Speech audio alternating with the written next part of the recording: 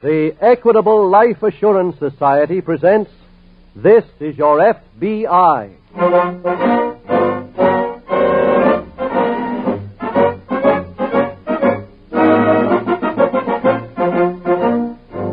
This is Your F.B.I., the official broadcast from the files of the Federal Bureau of Investigation, presented as a public service by the Equitable Life Assurance Society of the United States and the Equitable Society's representative in your community.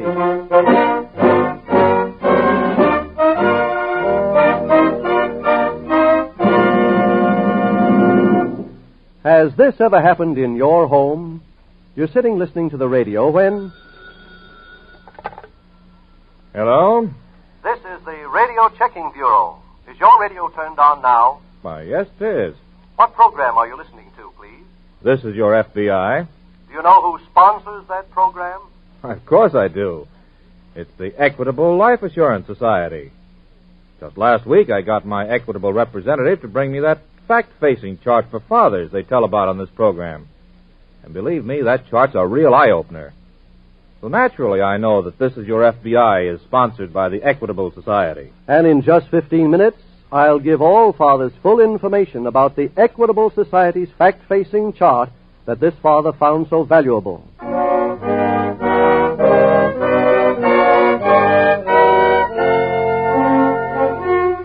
Tonight's FBI file, The Sunshine Swindlers.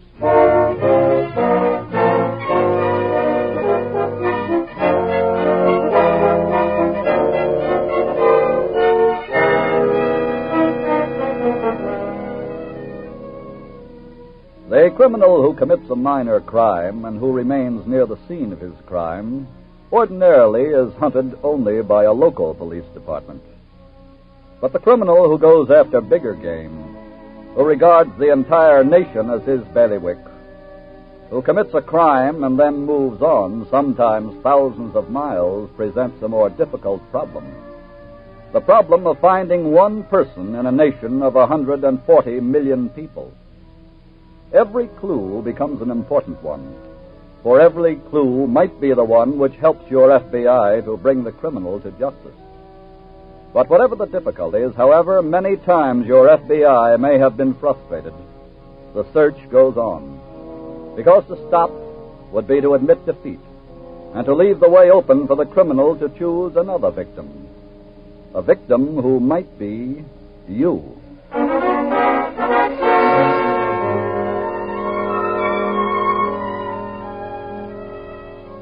Tonight's file opens in a house located on the shores of Miami's Biscayne Bay. In the living room of this residence, a woman is sipping a long, cool drink as a man enters. Hiya, Claire. Hello. What are you drinking? Rum and Coke? It tastes good? Mm-hmm. Looks good on you, too.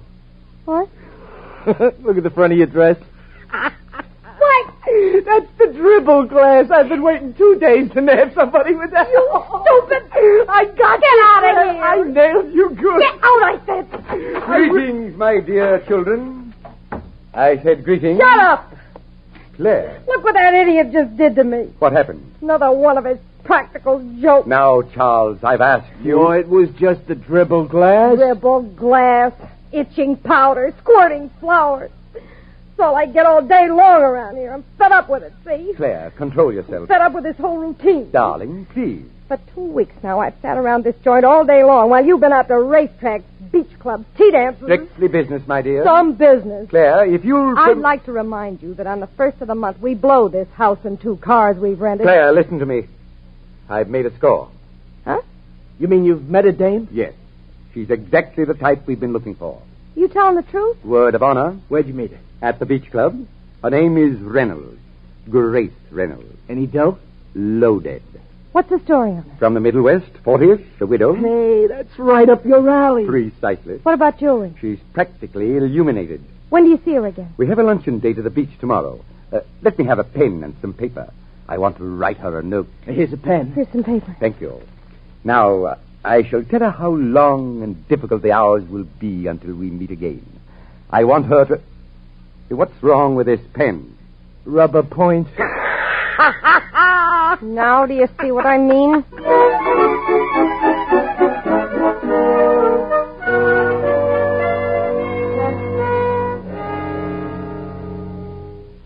Excuse me, are you Ralph Mitchell? That's right. Your agent in charge told me to see you. I'm Jim Taylor. Oh, hello there, Jim. Sit down. Thanks. What brings you here to Miami? Well, I've been working on a case in Baltimore. I'll give you a brief outline on it. Okay, fire away. Well, a gang of jewel thieves have been operating up there. 2 men and a woman. Uh-huh. The victim was a wealthy Baltimore widow. One of the men became friendly with her, took her out several times. He posed as a broker. What about the other two? Well, they were allegedly his secretary and his chauffeur. I see. Well, one night he took the victim out in his car, drove to a lonely spot, took her jewels, and left her there. What are your leads? Well, they'd been living in a hotel in Baltimore. I learned that from the victim. But by the time I got there, naturally, they'd already checked out. I presume you have a description of them. Yes. Yes, we've sent out circulars. Well, you should have one down here by now. When did the robbery occur? 2 weeks ago. Any of the jewelry turn up? Not yet, no. I gather you think the gang is down here. That's right. Why? Well, yesterday I finally established the fact that they'd bought plane tickets to Miami. I see. Am I to work with you on this case? Yes. Good. Any suggestions on our first move? Well, naturally, we should get the circulars to all the hotels, rooming houses, real estate agents. Right. And there's one other lead I'd like to follow up. What's that? Well, when I searched their Baltimore hotel room, I found a catalog they'd left behind from an outfit in Philadelphia called the Palisades Novelty Company. Yeah? They sell a complete line of practical jokes. Well... Now, as you know, practical jokers are incurable. Now, if one of the gang left that catalog, he might just turn up at a novelty store down here to replenish his supply. Yes. So let's get to work on that angle at once.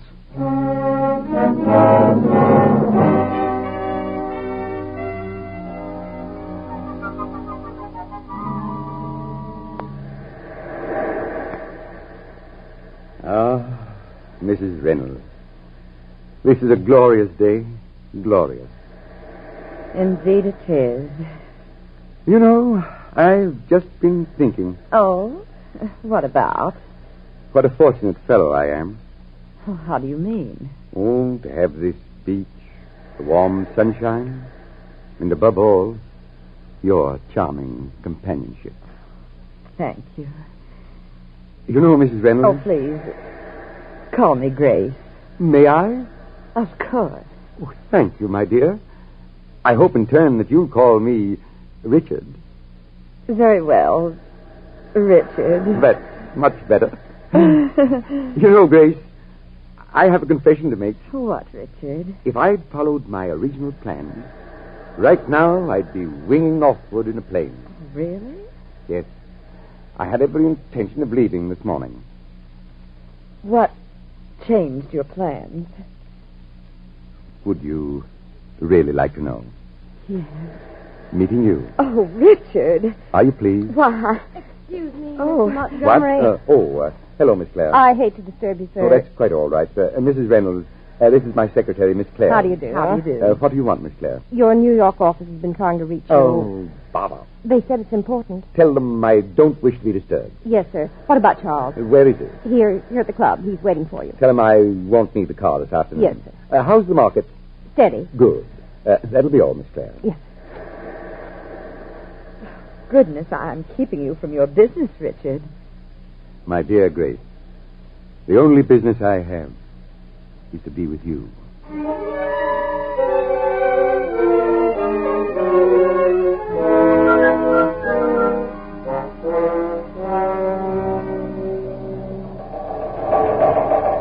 Ralph. Hello there, Jim. You're just in time. Oh, what do you mean? There's a teletype just came in for you. There you are. Thanks. Let's go into my office, Jim. Okay. Any luck today? Yes, you picked up a lead. Don't know what good it'll do us, though. What'd you find? Well, I went the rounds of the novelty stores. I took these sketches that were drawn up from the descriptions we had of the 3 jewel thieves. Yes? A man in one of the stores recognized this fellow here. Well, that was the chauffeur. That's right. Uh-huh. He'd been in the store the day before, and he bought, of all things, some rubber handcuffs and a toy mouse. I see. He asked for a lot of other items, but they weren't in stock. Did he leave his name or where he lived? No, but I'm having the store put under surveillance just in case he does return. Well, Jim, that at least establishes the fact that they are here in Miami. That's right. What's in that teletype? Oh, I asked Washington to check with the Palisades Novelty Company. Remember I found their catalog in that Baltimore hotel room? Oh, yes. Well, I thought that if the catalog had been sent to someone in the hotel, we'd get a specimen of handwriting. But they had no record of any such request.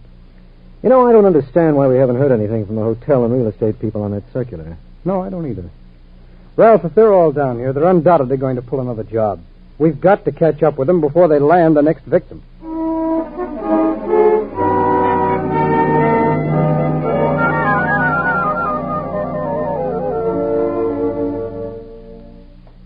Claire?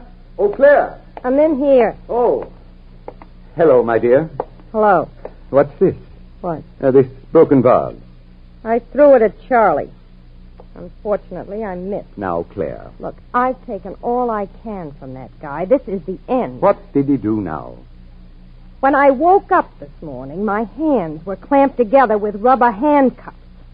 When I went to brush my teeth, there was soap in the toothpaste. I drank coffee out of a dribble cup. All right, darling. We have more important things to discuss. Nothing can be more important. Now, listen to me. We're moving in on Mrs. Reynolds tonight. So soon? My dear, I've had 4 days with her. With my technique, that's more than enough. What's the setup? We're going to work differently this time. I like it down here, and I think we'll stay a while. You mean after you take the jewels? Yes. How can you do that? I'm calling her now. Just listen and you'll find out. I don't get it. Mrs. Reynolds' servants are off tonight. There'll be no one in the house. Yeah? Quiet. You'll hear the rest. Hello? Hello, my dear. Oh, Richard.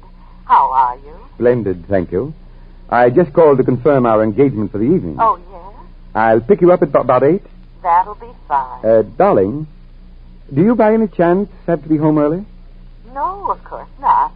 Why? Well, I've dismissed my chauffeur for the evening. I thought after dinner we might take a ride in the moonlight. Just we two. Oh, I'd love that. Fine. Oh, by the way, Grace. Yes? Would you do me a favor? Oh, of course. What is it? Well, this may sound silly to you, but would you mind not wearing your jewels? But why? Well, there's been so much talk of jewel thieves holding up cards lately. I'd just feel more comfortable if you'd leave them at home. Oh, very well, then. I will. Thank you. Oh, have you a safe place to keep them? Yes, I have a strong box in my dresser drawer. Excellent. Until 8, my love? Until 8. Goodbye. Goodbye.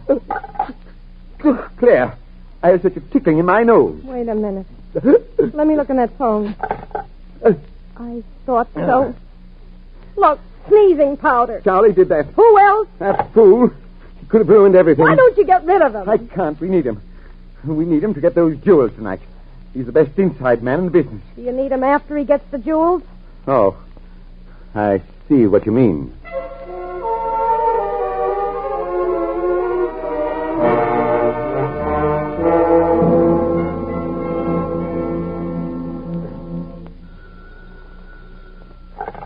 Special Agent Mitchell. Hello, Ralph. Jim Taylor. Oh, hello, Jim. I was hoping you'd call. Oh, what's up? A man named Hawkins got in touch with me a few minutes ago. He's a real estate agent here in Miami. Yes? He's been out fishing for a couple of days and just read our circular this afternoon. Oh, I see. He claims that he'd rented a house about 3 weeks ago to a man named Montgomery, who answers to our jewel thief's description. Oh, did you get the address? Yes, where are you now, Jim? At my hotel. I'll hop right over there and pick you up.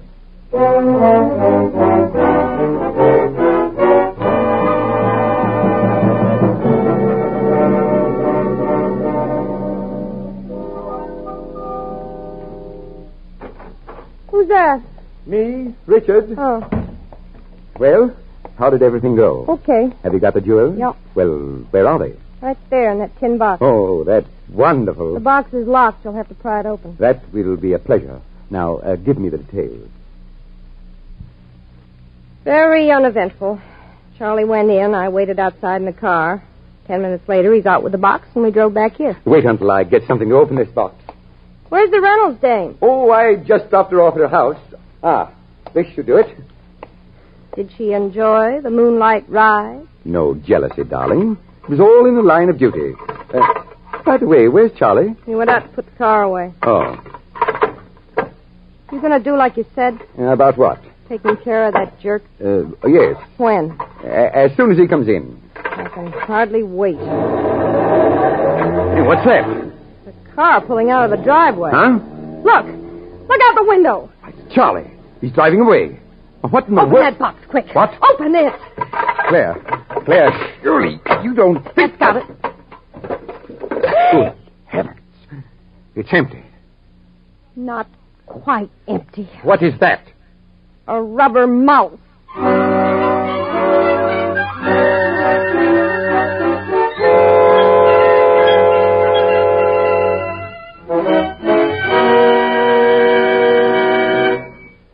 will return in just a moment to tonight's file, which shows how your FBI promotes security for the nation. Now, a word to fathers about security for the family. Had a hard day at the office, Father? You're pretty well relaxed now. Anything important can be put off till tomorrow. Well, here's one mighty important question that shouldn't wait. If I should die, how would my family get through the critical years until the youngest child finished high school? How long would my wife and children continue to be well-fed, well-housed, and well-clothed? That question is so important that you ought to have an answer based not on guesses or hunches, but on facts. The Equitable Life Assurance Society will help you get these facts. It has prepared a special fact-facing chart for fathers that has these three advantages. First, it's simplicity itself. You can fill it out in 5 minutes flat. Second, you are guided every step of the way by easy-to-understand pictures which illustrate the unavoidable expenses your family will have to meet. Third, when you're finished with this fact-facing chart, you'll have a clear, accurate, and complete picture of just what income your family would need during the critical years. Mr. Cross, that's something I really ought to know. Do you mind telling me where I can get this fact-facing chart and how much they charge for it? Why, it doesn't cost a cent. The Equitable Society representative in your community will be glad to bring you a copy of this fact-facing chart. Phone him tomorrow, or send a postcard care of this station to the Equitable Society. That's EQUITABLE. The Equitable Life Assurance Society of the United States.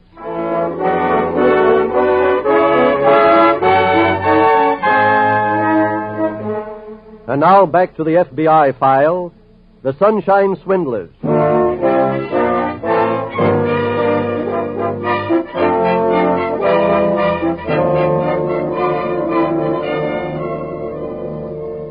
There are times in the lives of all of us when we accept perfect strangers and give them places of confidence. Tonight's case from the files of your FBI proves how foolhardy such a course of action can be.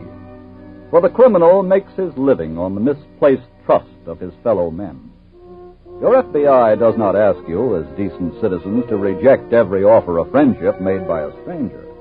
But your FBI does advise you to use an ounce of caution, to check a stranger's story before you believe it.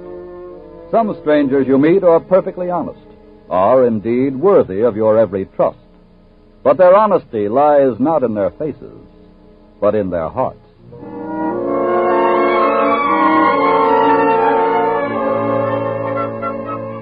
Tonight's file continues. FBI Special Agents Taylor and Mitchell, acting on the tip given them by the local real estate man, drove to the jewel thieves' home. They parked their car and quietly circled the outside of the house. They are now returning to the front door. There's something funny here, Ralph. Lights are all on, but we didn't see anyone inside. I know. Garage is empty, too. Hey, do you suppose they were tipped off? Not by the real estate man. He's a reliable citizen. Hey, look there. What?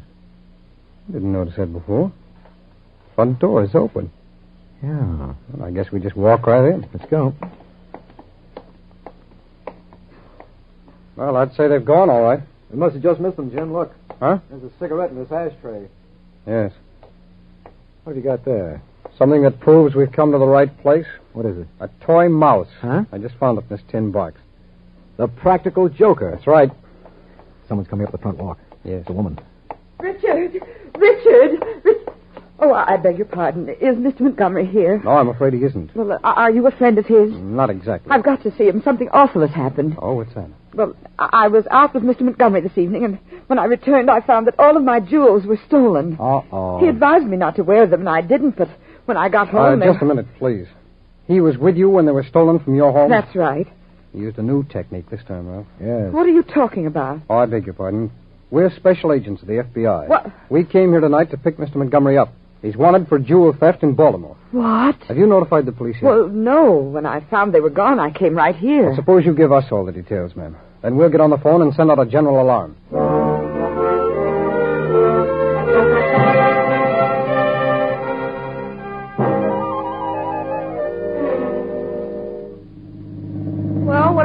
Ralph.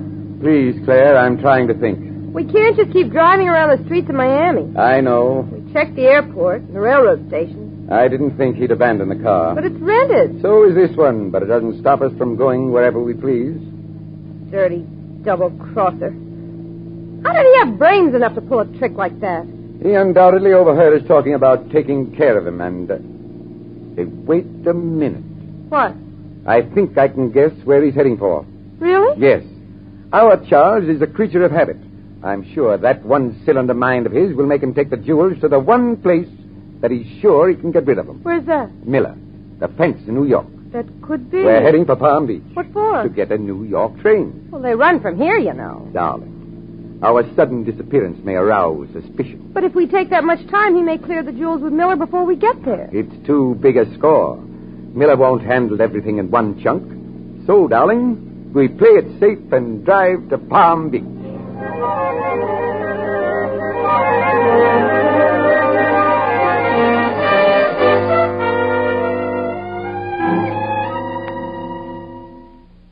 This is pretty discouraging, Ralph. Yes. 2 whole days now, no trace of them. I know.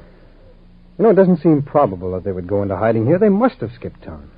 In spite of our alerting airline, bus, and railroad terminals? Yes. Well, I'm sorry I couldn't have been more help to you, Jim. Oh, it wasn't your fault, Ralph. That's breaks of the game. If that real estate agent had given us that tip any sooner, we'd had the 3 of them behind bars. By the way, did you see these? Oh, what's that? Photostats I had made of the Beach Club guest registry. Hmm? All 3 of them signed in there, you know. Yeah, may I look at them? Sure, here. Thanks. We send copies to Washington. They can check the handwriting. Something might come of that. I'd like a copy of these, Ralph. Sure. Might be very useful. When are you returning to your home office, Jim? Well, I'm supposed to report back tomorrow. But now that I have these handwriting specimens, I'm going to ask for permission to make a stopover in Philadelphia.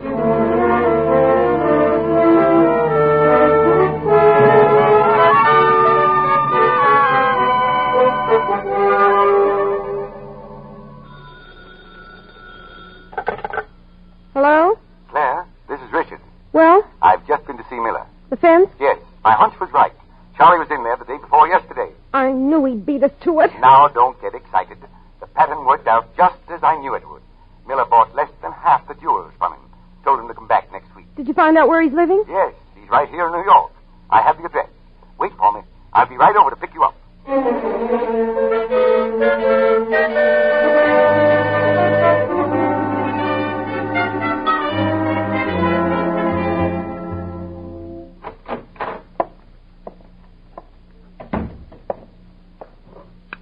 Hello, Charles. Greetings from Miami. What are you doing here? We found out where you were living. We decided to surprise you and drop in. Richard, never mind the small talk. Let's get down to business. Very well, my dear. Look, I bet you thought I ran out on you down in Miami, huh? You gave that impression. Well, it was just a joke. See, you know me. I'm all the time joking. This was your funniest. Oh, now, Claire, you don't think I really tried to lam off with them jewels? All we care about right now is the money you collected from Miller, plus the rest of the loot. Sure. I got it right here, all of it. Wait. Huh? I want you to observe I have a gun here, just in case you try anything irregular. Oh, now, Quit Lord. stalling. Get it up. Okay. Here's the money, and here's the rest of the jewels. Thank you. And now I have something for you. Oh! I see no reason for our staying around here, Claire. Did you get everything? It appears that way, yes. Okay, let's go. You see, darling, this proves the old adage, all's well that ends well. After you, my dear. I'd advise you to stay right where you are. Who are you? What? I'm a special agent of the F.B.I. Richard. I have a gun here, so don't try anything. What are you doing here? I came to arrest that man on the floor. Finding you here was an added surprise. How'd you know where to find him? As you know, your friend there liked practical jokes. I learned that from a catalog he left in your Baltimore hotel room. So? So in Miami, I got specimens of his handwriting. I took it to the Novelty Company in Philadelphia and found out that he had written for another catalog from this address. Oh, that fool. Now, if you'll hold out your hands, please, I'd like to clamp on these handcuffs. Oh, and by the way, they're not made of rubber.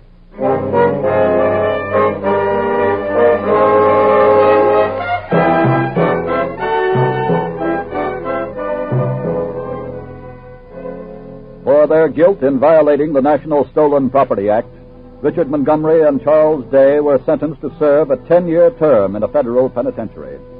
Claire Montgomery received a sentence of 7 years. For his complicity in the crime, the fence John Miller was imprisoned for 5 years.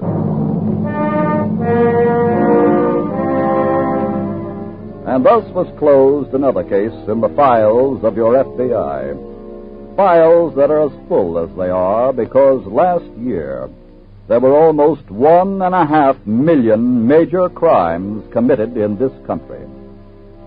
It is difficult for the human mind to understand the gigantic proportions of 1.5 million major crimes. So perhaps it would be more helpful to break that figure down. To tell you that it's been slightly over 26 minutes since this program went on the air. And in that time, in that period of less than a half hour, there have been 74 major crimes committed somewhere in the United States. 74 more jobs for your local police, your state law enforcement officers, and for your FBI.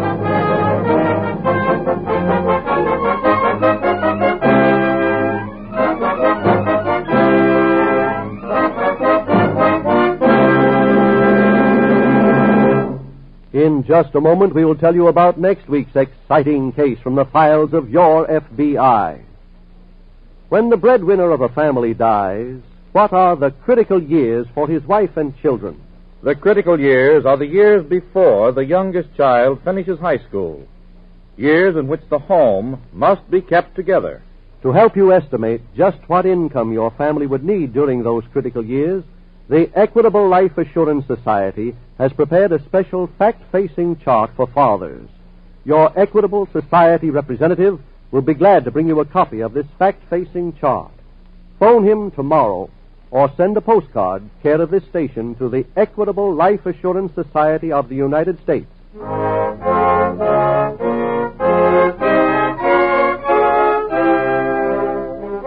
Next week, we will bring you another colorful story from the files of the Federal Bureau of Investigation, the Bow Tie Murders. The incidents used in tonight's Equitable Life Assurance Society's broadcast are adapted from the files of the Federal Bureau of Investigation.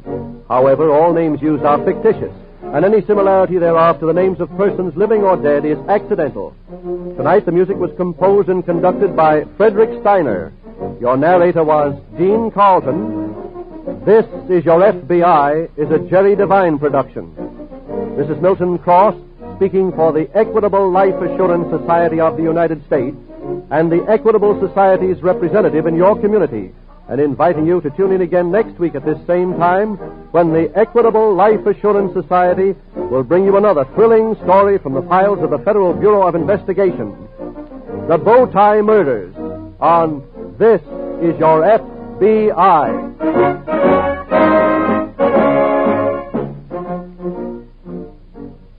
This is ABC, the American Broadcasting Company.